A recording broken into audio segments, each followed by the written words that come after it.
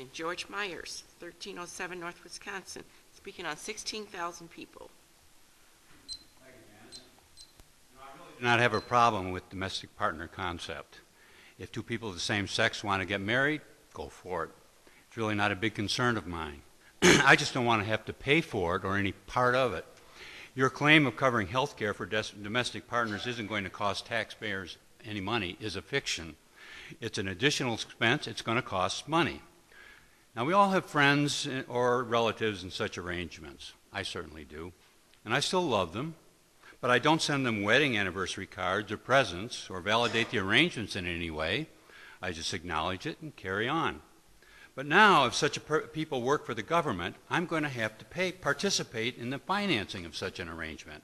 And I don't think I should have to do that. Having government support of such an arrangement is just another progressive or liberal or socialist, whatever you want to call it, ploy by some in government to make everyone equal. When we aren't equal, we are individuals, each one of us unique, and each should take responsibility for our own situation.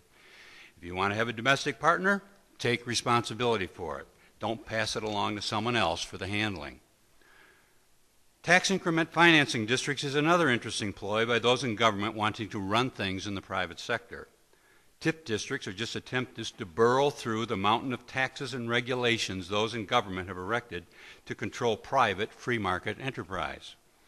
If you're really to apply your equal treatment mantra you so freely banter about with the domestic partner issue, you would allow anyone to claim their home or business a TIP district for any improvement of any size.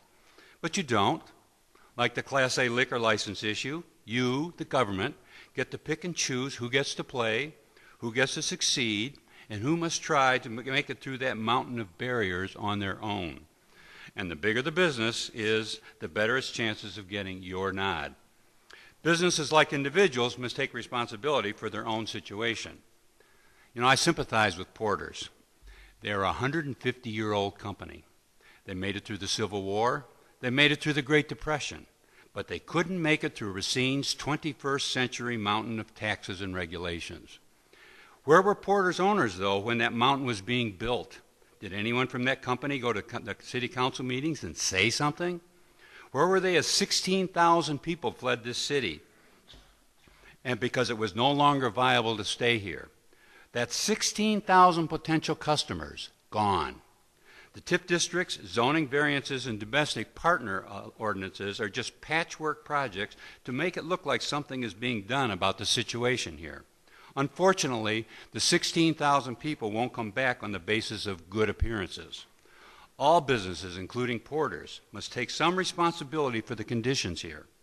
Businesses must live or die with their decisions. They should not be coming to government for recourse for their irresponsibility. Thank you. Thank you.